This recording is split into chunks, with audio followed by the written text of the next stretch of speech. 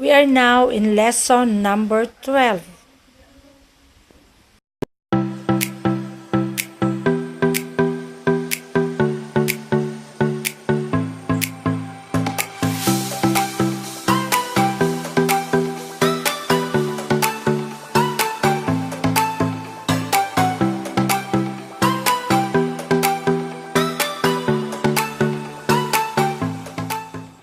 Hello, good evening. So we are here now in our lesson number 12. So did you remember the lesson number 11? It is all about the left S, that's the combination of letter P and then the letter B. So I will give you the sentences practice of lesson number 12. Okay, so we will start from number 1. Mr. Peters, P-E-T-R-S. So please put a hyphen. That means that is a name of a person. Will, write, R long I and then T. For, place. So combination of P-L-A-S. Period. Okay, next, number 2. My, M long I, niece, N-E-S, reads, R-E-D-S,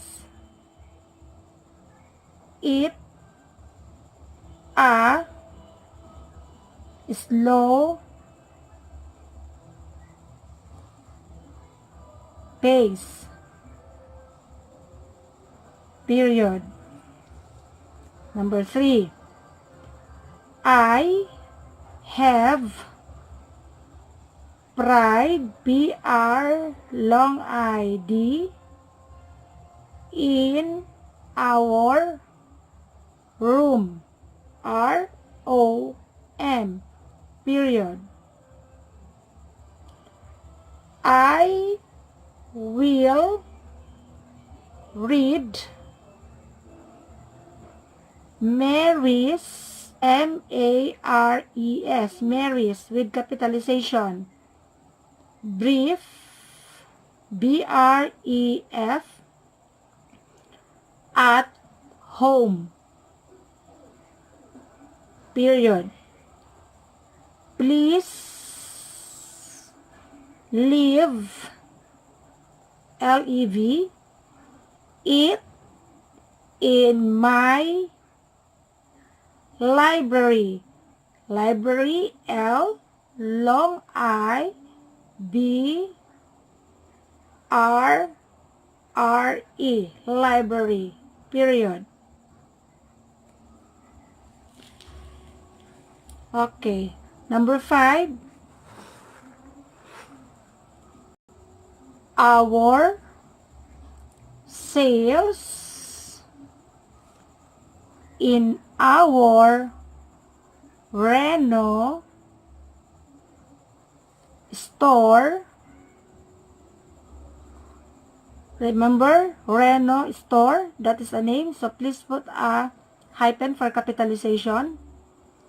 Are high, period. I am indeed pleased, P-L-E-S-D, period. Number 6. I have an slight pain in my right ear, period. I will stay inside, long I, D, period. Okay, so number 7, I am driving home in an hour or so. Period. Please notify my niece. Period. Number 8. Faye made a will in Mary's favor. F-A-V-R. Period. Okay, number 9. I realize I am late. Period. Number 10. I will read my evening paper at home. Period. Okay, so that's the end of our lesson number 12. So please try to review our previous lesson so that it is easy for you to identify the different phrases and then the brief forms. So by next lesson, for lesson number 13 of Greg's Shorthand, we will discuss the sound of oo, oo. Okay?